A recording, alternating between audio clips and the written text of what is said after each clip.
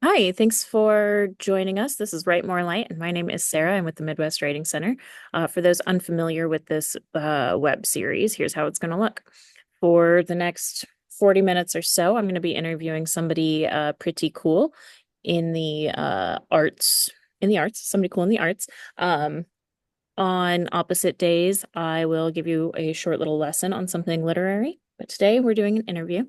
Following that, I'll give updates on the Midwest Writing Center and leave you with a prompt. So, to get into the meat and potatoes of our video ahead today, I'm here with John Hagar of Galvin Fine Arts Center at Saint Ambrose. Did I do it wrong? No, you got it. You got it. At Saint Ambrose University.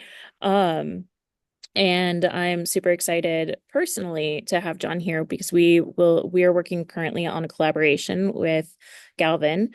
And we did one last year and it was incredible. So we're doing one again. And I wanted to make this a little more interactive, get John on board to talk about this project with me. So um, thanks for hanging out with me today, John.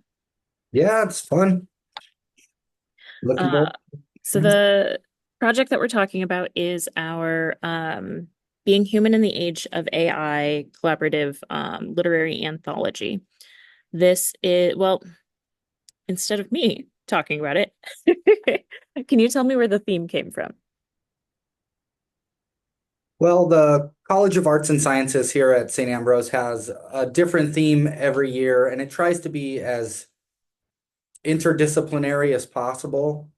So I think that this was one that really touched a lot of people, especially the way that large language models are used in the classroom for good or ill. And although there was some like little snafus, like the history department said, we don't like AI. We're not doing anything with it. And kind of like, well, you could do something that's against AI, you know.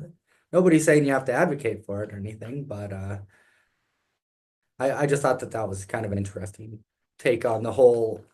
Mostly the college was receptive to the theme, and we have quite a few different types of events going on around it. But history, nope. I was thinking actually, we're already gonna skew away from my early questions, but I was thinking actually that it's interesting people are trying to, it seems to me, stay neutral on the topic as if that's necessary. Like you're not hurting anyone's feelings, right? That's the point. Right. Um, okay, so that is the theme for the College of Arts and Sciences for the 24-25 academic school year. Right. Um, what we're doing together is creating a book. I managed to not have a copy of last year's next to me, but I will. It'll appear magically in the next few moments. It'll no, I have plenty. I have plenty. Um, and we will be, yeah, we're asking the community, the Quad Cities community, to submit short work on this topic to an anthology. It'll be a print anthology. Folks whose work is selected for print will receive $100. And then we also have other opportunities, which John and I will get to in a moment, pertaining to those selected for publication. So, going back to the theme that was chosen for arts and sciences, um, what do you see being important about this theme as humans? Well, I I think what's interesting about this, or what's important to humans, is that the AI is really reflects us. So it's sort of like some strange mirror that we look into. It produces content strangely similar to the content that we produce. I don't know if that's exactly why it's important, but I think that that's the most interesting thing is that it's something that humans have created that sort of mimics them.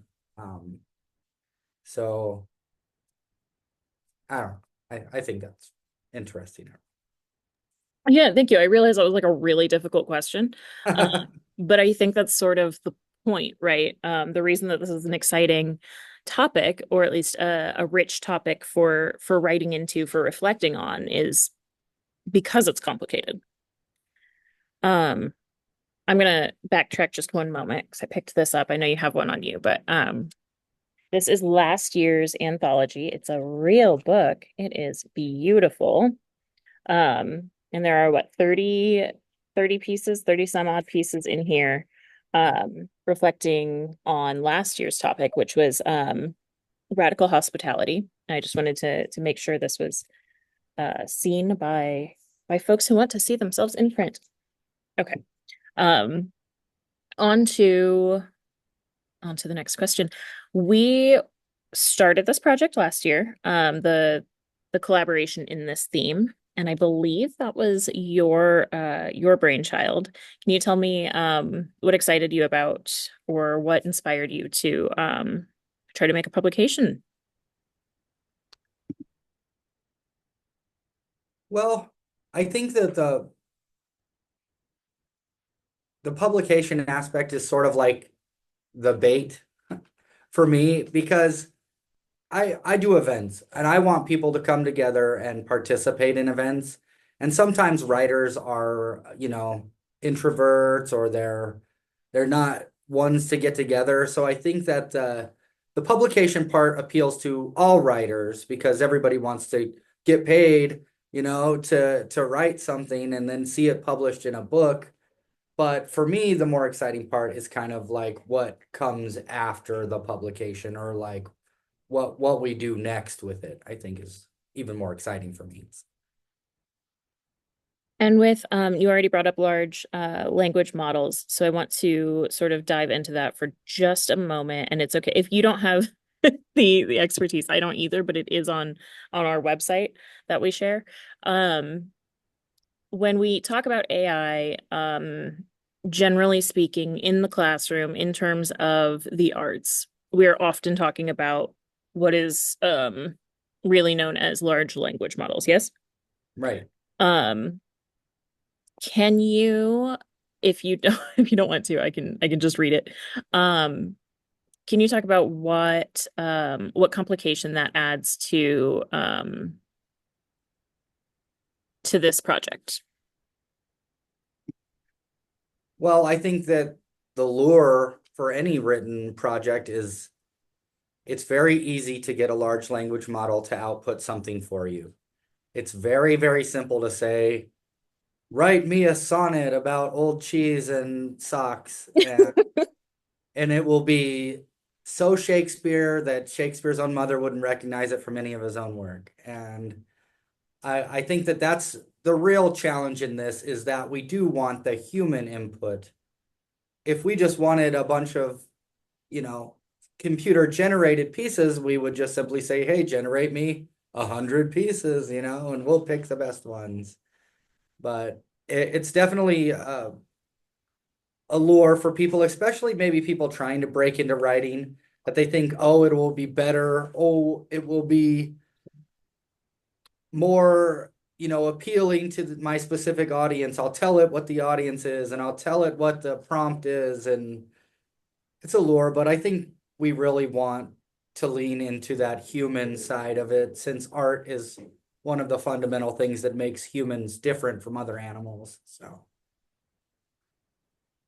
Yeah, and I thought that that was sort of the exciting thing about the prompt too, is that we're looking at what it means to be a human in changing times in which so-called artificial intelligence is everywhere, and actual, artificial intelligence is kind of everywhere. Um, so yeah, I thought that that was I would like to submit something, and I just find it so big a theme, so like difficult to just to reflect on what humanity is, that I'm finding it overwhelming. So that was a really good segue that I did not mean to do into my next question. Which is what kind of reflection do you expect from something so heady like this? Or do you hope for?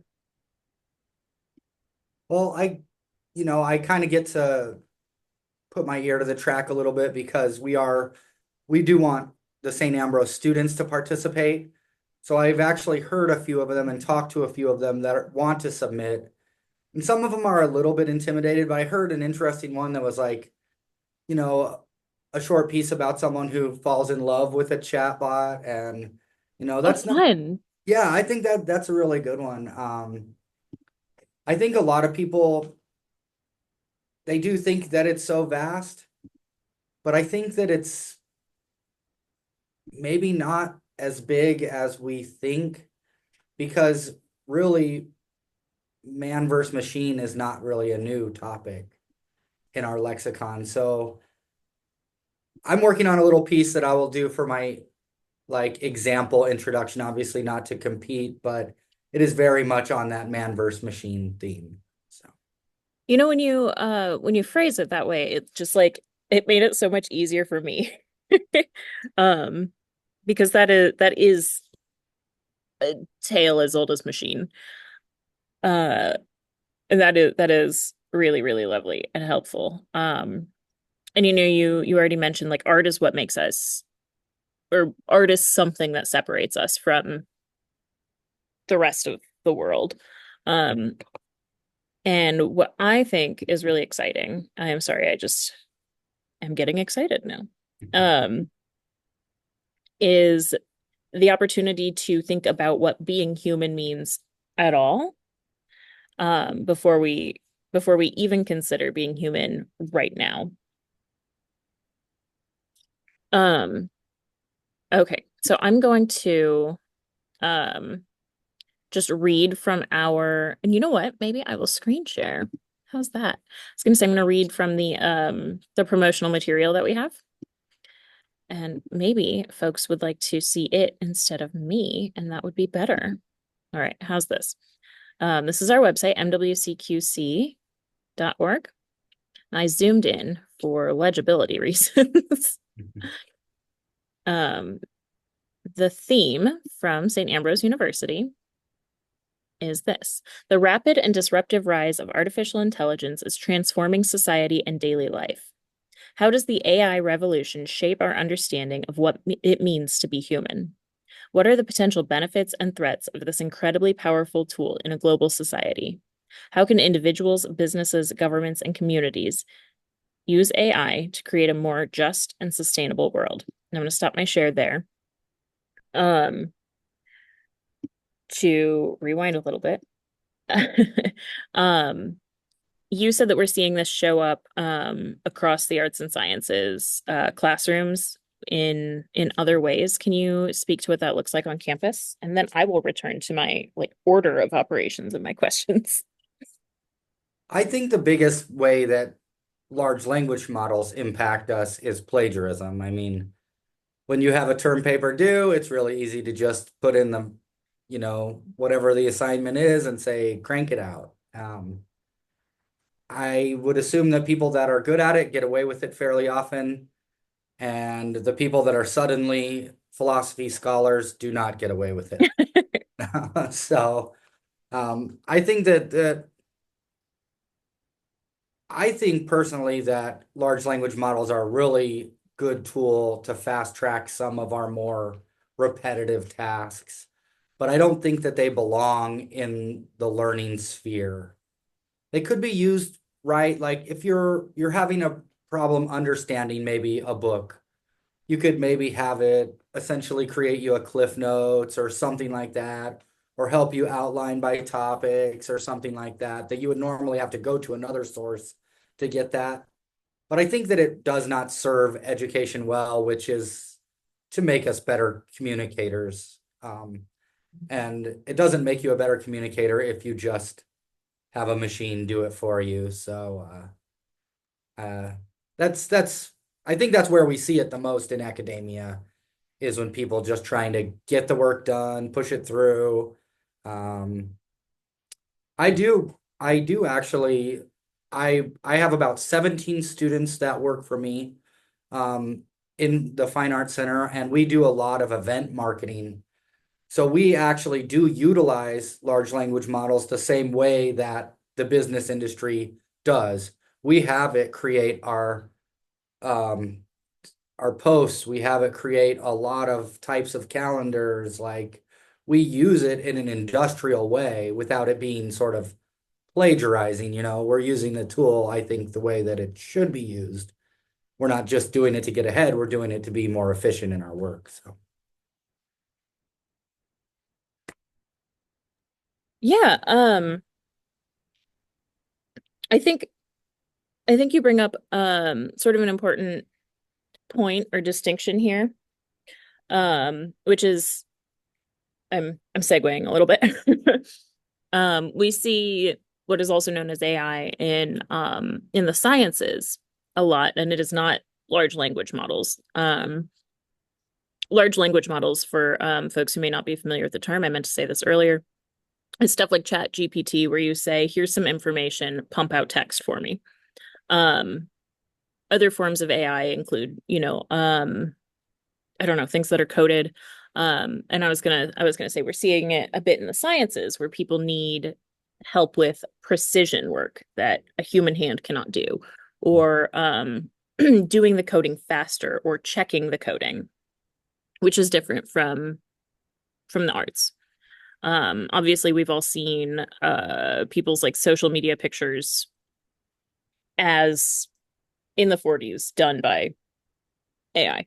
Um, and then a lot of people have taken issue with that too, because the AI needs to be fed information from art in order to create these new things. So there's currently a pretty massive lawsuit going on from like major authors, and a handful of other lawsuits with visual artists. So it really does depend what you're thinking of and what you're looking at when you talk about AI, and the like, I'll say human and ethical ramifications of it. Um, but yeah, I have seen a lot of people who are not necessarily using language models, but they're using it as sort of a stepping stone to cut out, like you said, the repetitive tasks or the rote things. Um, and I'm glad for that. Yeah. I think I sort of have like an issue with the whole title of artificial intelligence. I obviously didn't pick this name. I think that it is a really interesting topic. I'm not bagging on the topic itself, but we, like in philosophy, don't really have necessarily a good definition of intelligence anyways. So artificial Oh. intelligence is even less defined. But I think that what we see now is that everything that has some sort of smart algorithm has an AI tagged onto it. My refrigerator is not intelligent, no matter what the advertisement says. My little vacuuming robot is not intelligent, no matter if it says AI is inside. And I think that that's sort of like it's become this big selling point, for everybody. It's this everything has AI. It's like you might see a bag of chips that has AI or something in it. I don't know. But I don't think that we actually understand intelligence. And I think that there are a lot of philosophers that work on what is intelligence. And then you come into people like Turing to like try and define what is artificial intelligence. And it's essentially when the machine fools the person into thinking it's real. Um, and I still don't think that you're intelligent if you can fool somebody. Like, or if a machine can fool me, I don't think that that means that it's intelligent. I think it's well designed machine. You had me thinking when you were talking about like everything's intelligent now. For a while we were calling things smart, right? Um, Smartphones, smart TVs, right? And what we meant by that is like it has a computer interface, really, is what we were what we meant. Um, but yeah, I have definitely seen like washing machines with artificial intelligence when I'm pretty sure that just means like it has a sensor and it's trying to impress me, right? Is that Right. Yeah. um I think that's the funny part. Like And it's not even most of the things that are like more intelligent, like large language model or like image generators, they don't have a key component of what makes humans, and which is input and processing. So they don't even have sensors. They've been fed things, but they're not like they can't see and they can't hear and they can't smell and taste and um so they're very, very, you know, they mirror us, but they are not us. I love I'm like stuck on this and I didn't prepare any questions about intelligence, and I think this is just the most perfect thing to hit on if we're asking for art that responds to artificial intelligence. We need to define our terms, right? And I think that in my head I was like, well, this is what we mean when we say it, but that's not I didn't think at all about intelligence and and and what that means and the connotations of it. I think that's really exciting. So thank you. Thank you for thinking about. Um, one of the when I read the prompt, one of the things I wanted to hit on is we're asking, or not the prompt, sorry, the topic is what it is. Um, the theme, my goodness, is looking at how individuals, businesses, governments, and communities can use AI to create a more just and sustainable world. And I think that is a very worthy project. I don't know the word I'm looking for here. Um, and I'm wondering if you have seen or have been thinking about the way that this is being talked about on campus. Like what are those conversations about using AI to create a more just and sustainable world? I'm sorry, I it wasn't meant to be a trick question. No, it's not a trick question. I I think certainly that's the ideal outcome, you know.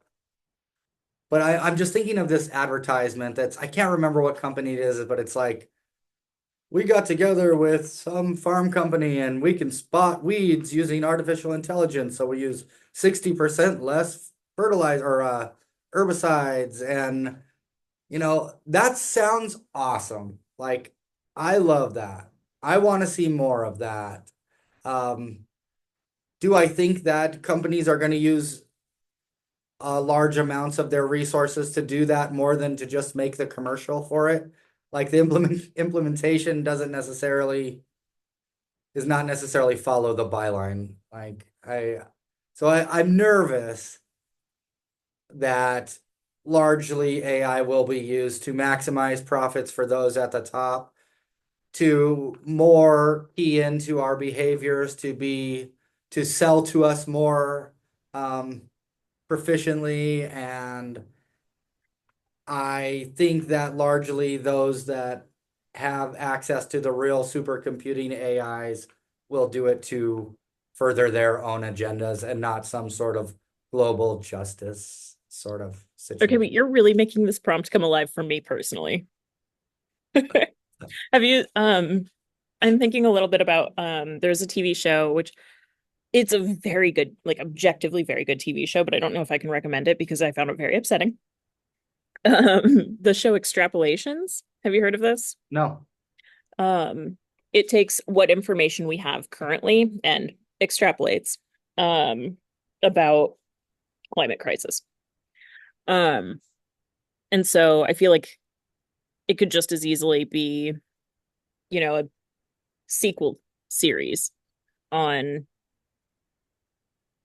AI that goes either direction, right? Or both directions. Like some people are out here um creating, like you were saying with weeds, like creating seeds that are self-sowing and we get rid of hunger. And then on the other hand, there's people who are creating seeds that already exist. Seeds that will never sell. No, yep, that is a thing that already exists. Um, I get excitable about farming. Yeah, you really made this come alive for me. I'm so happy we're doing this. Um, yeah. Yeah, if the idea is that we are optimistic, that we are always looking for a way to to be better, to be more human, maybe. That there certainly are tools that we can access with that in mind. Um, I mentioned sciences earlier. I met someone a little over a year ago who was telling me about things that AI was doing in medicine that just shocked the heck out of me. And I don't have the brain to remember the details of it. But it sounded really incredible. Like it was a lot of things about getting precise readings and getting precise maybe it was weather. It was science. And my brain was like, this is really cool. All the facts are gone. Um, so yeah, certainly if you probably do a little more research than I have done, you can come up with some really beautiful information and options. I'm going to go back to, so that was the theme, and I'm going to go back to a screen share and read the prompt, if that's cool. Yeah. Because my next questions respond to the prompt, and I want to, I want everyone to be up to date with me. Okay. The prompt. We're seeking work that engages with all the entanglements that so-called AI, more accurately, large language models and other algorithmic systems, have created in the present and the shadows they cast over the future. For all of their hype and promise, they are also creating a myriad problems for educators, creatives, and the environment. What does it mean to outsource so much of our critical thinking and communication skills to these models? These technologies are presented as something entirely new, when in reality they are algorithmic, like so many technologies that already dominate our lives, scaled up to an unprecedented size, which also has serious resource implications, in particular the massive toll on the electrical grid and servers used for AI and servers used for AI that they need in order to operate. While there is a great deal of optimism about their potential, currently their abuses are now manifold: deep fakes, theft of intellectual property, rampant plagiarism. The convenience of these tools is apparent. But what are the costs for sacrificing accuracy, ability, and to some degree our humanity for that convenience? Think of the issues like AI drift and hallucinations, such as ChatGPT's inclination to make up information or Google AI's suggestion that glue is a pizza ingredient, for just a couple of examples. For this project, please reflect not only on these dynamics and how they're influencing our present, but also consider how they might shape our future. Okay. It's really hard for me to speak slowly, and I know that when I read, I need to slow down. So, I hope I read that all right. So this actually we were really already talking about, which is cool. You're just very on top of it. Um, when we're looking at art, we're looking at this project in particular. We have asked, in response to the theme, the prompt asks for folks to think about how we are seeing these things and the potential of them. So, um, I also want to add we are looking specifically for short works, 500 pages. 500 pages. Ah, That's please all, just don't. 500 pages. 500 words for prose, which is about one double-spaced page, and 30 lines for poetry. Prose is any writing that's not poetry. So how do you see using this prompt and being brief with it? I feel like that's a big question for me. I just keep like expanding on the topic in my mind. Do you have any thoughts on that? Um, I think that it encompasses all that is human. So I think probably if I was going to offer some advice, I would say pick one thing, like say you want to write a love story, right?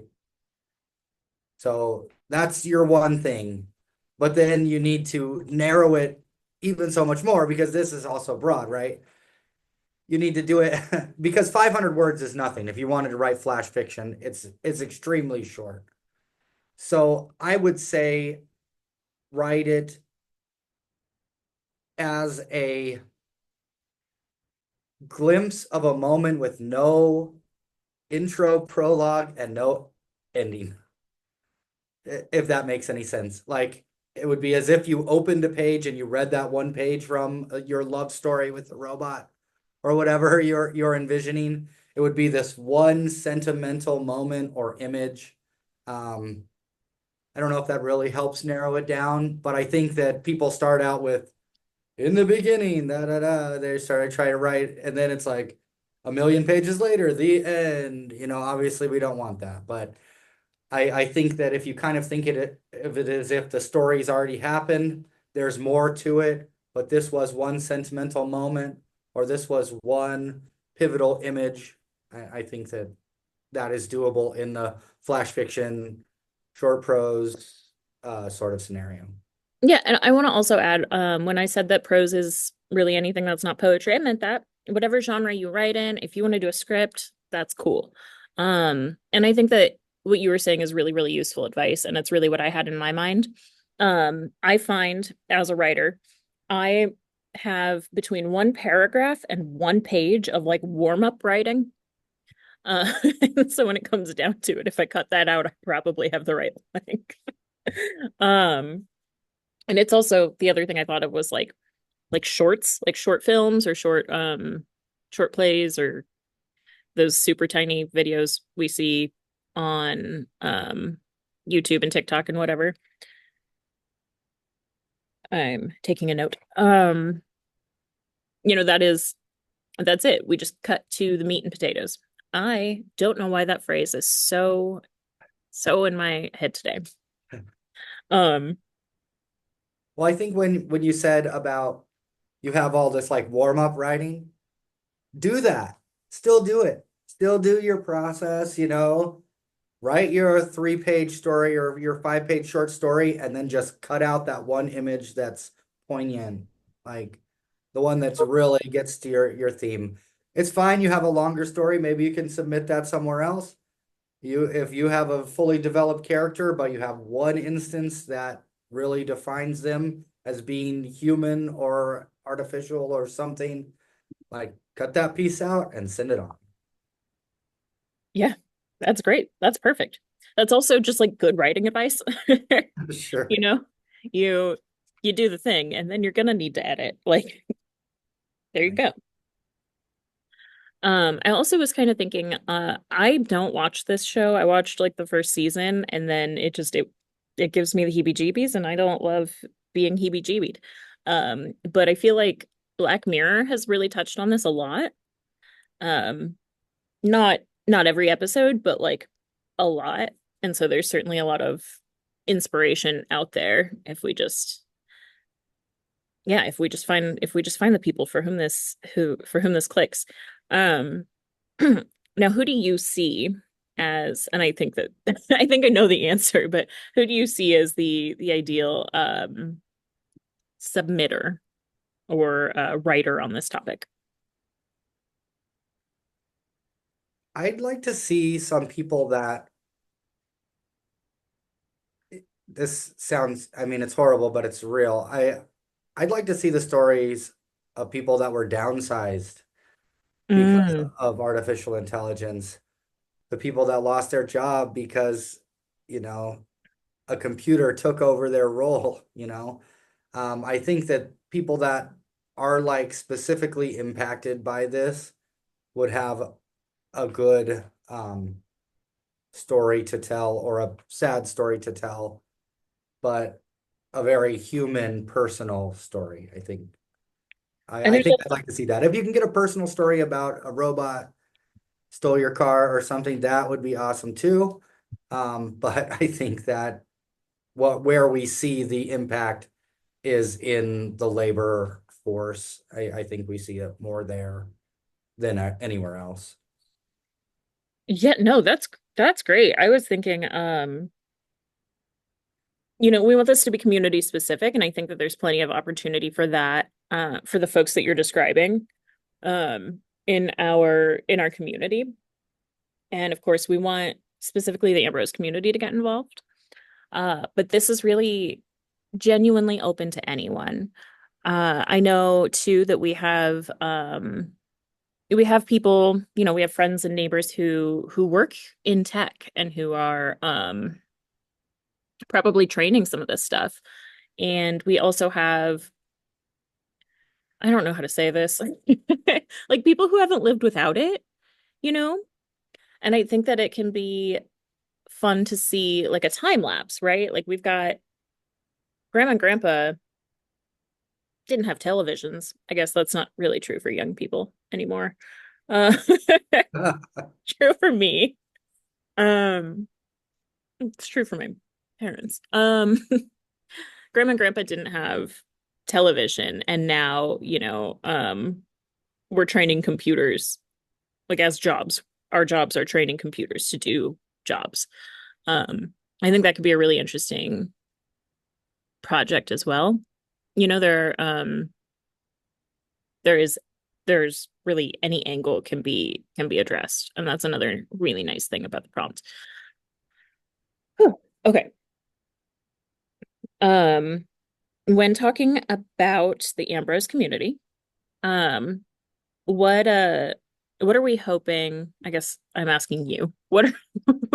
Um what are you hoping this sort of jogs in our collective young brains? I'm gonna pretend that I'm part of that, yeah.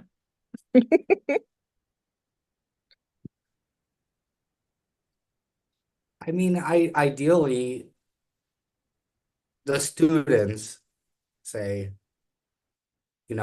they're 17 to 24, about 21, 22.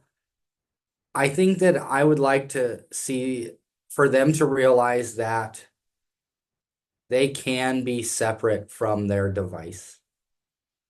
Like, I think that that would be an amazing thing to have on campus to be like, let's all leave our phones at home for one day, or that you could imagine it without having a panic attack, that you can leave your augment or your cell phone or whatever you want to call it at home. Like that you are a whole person without the use of any machines.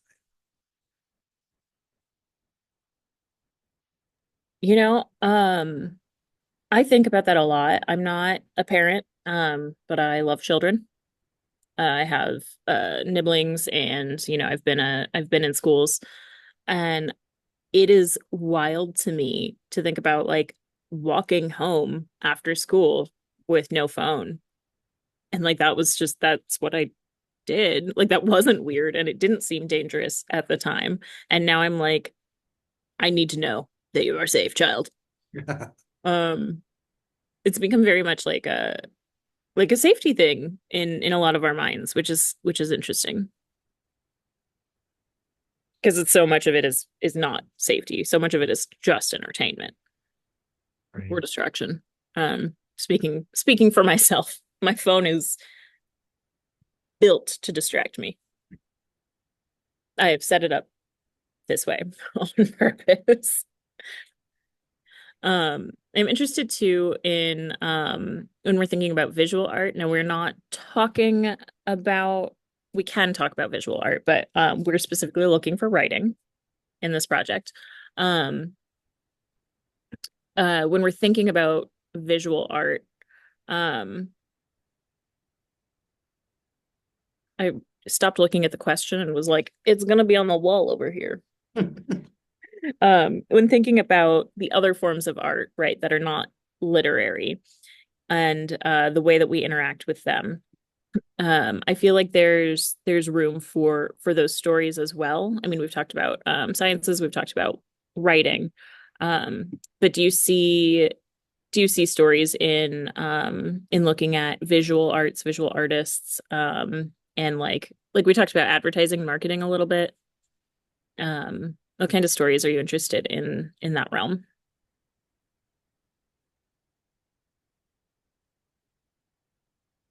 What about something like the picture of Dorian Gray, but it's like an Yes. AI, something. Oh, you broke my brain. Oh my God. The story seems like it is AI, right? Like, oh my God. I'm not sure how it it could be done, but that's the first thing that came to my head. This it, imagine all the suffering that an AI would, if an AI was to become sentient and aware, it then it would realize its impending demise, like sort of. You so blew my mind. Wow. All right, I'm gonna steer us back to your brainchild, which was this the conception of this project, this collaboration last year. Um, this is just the first step, right? Seeking out submissions for this project. I've been sort of trying to grill you on what submissions should look like and what we should be thinking about as we prepare our submissions. Um, but that is just the start, and we want your submissions. There's something I see a lot that I want to like destroy, which is people think that like they have to be a writer to do this, but like we all have stories. We all have thoughts and feelings on the topic. Just write them down. Send them to me. Um so this is just the first part of the project, sending your work. What comes next? I think for me, because I work in events and not just that, but I think that art is best when it's shared. But those that get selected for the anthology would have the opportunity to come and compete in our Speak Your Piece spoken word competition. Um, it was so amazing last year. The audience size was incredible. The sentiment was incredible. The bravery of the readers to get up there and compete, and the bravery of the audience to actually vote to say who was the best. There was people competing from like age 11 to like late 60s, early 70s.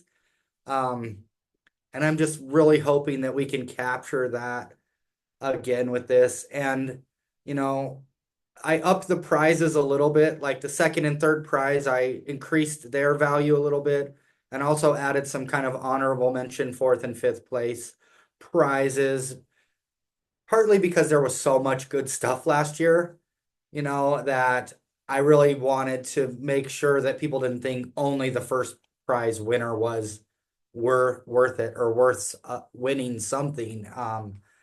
So I'm really excited. I think that this is going to be hopefully even bigger and better and more participation and more diversity because the audience and the readers were so diverse, and I loved that.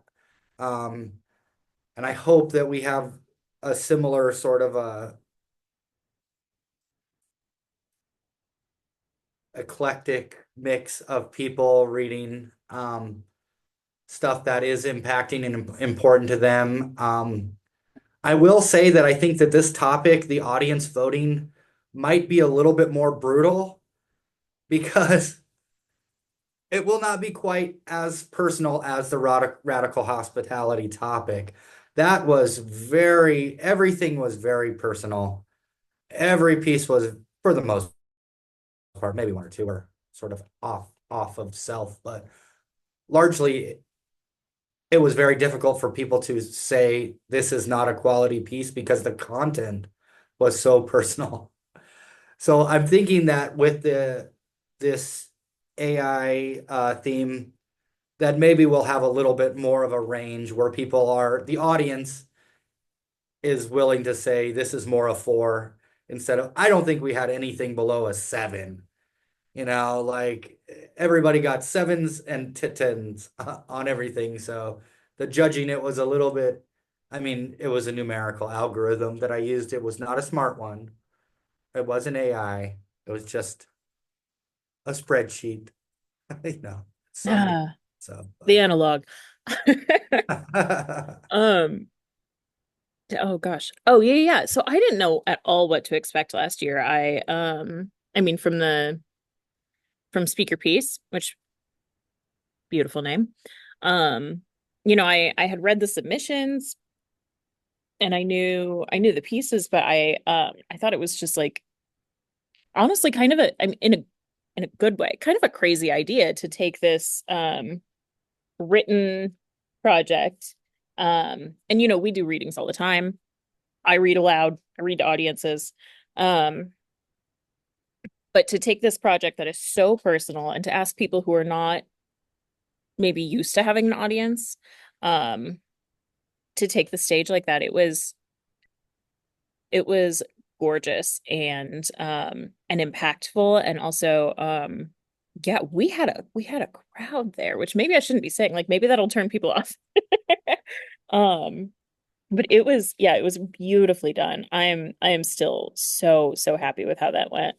Um, now, um, what else are we asking of the folks that we publish? The prior to the Speak Your Piece event, you have the opportunity to come. Most people came to the KALA radio station studios and recorded for their podcast, which the podcast has done pretty well in views.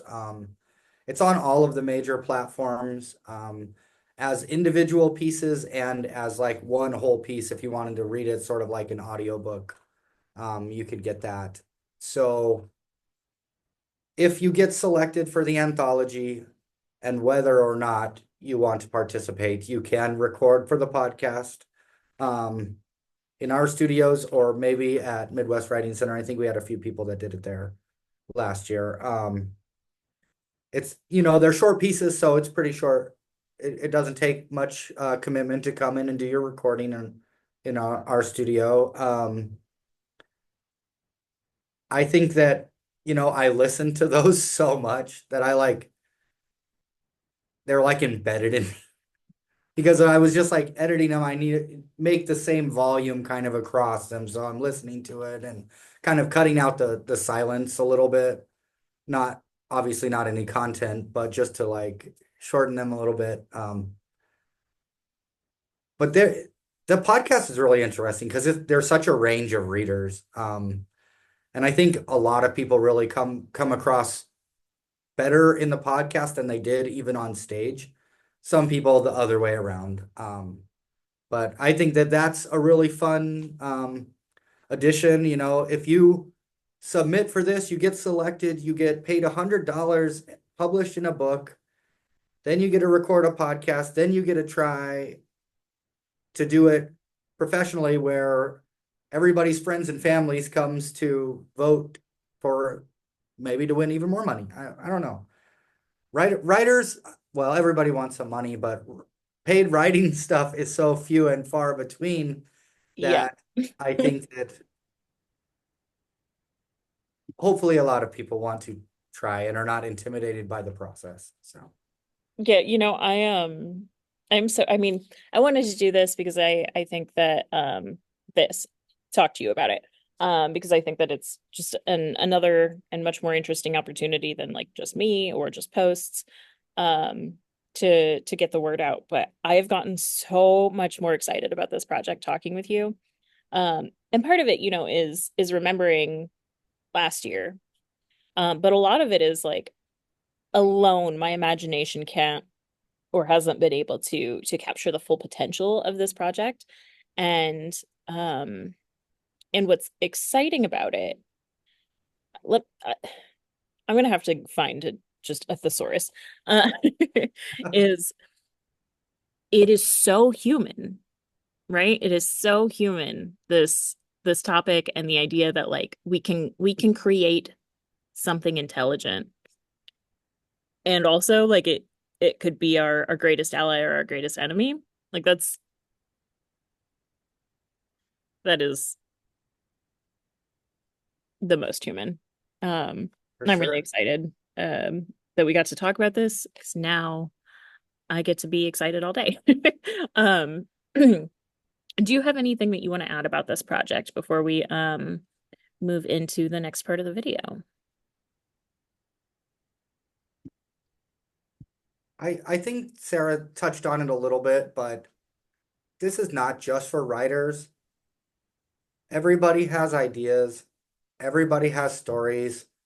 And the more that we get to hear your story and diverse stories, the more empathetic that we become. And I think that empathy ought to be the goal of justice. So I think please try. If you've never tried anything like this before, just try. You know, rejection happens, but you never know. And it's a lot of fun. So,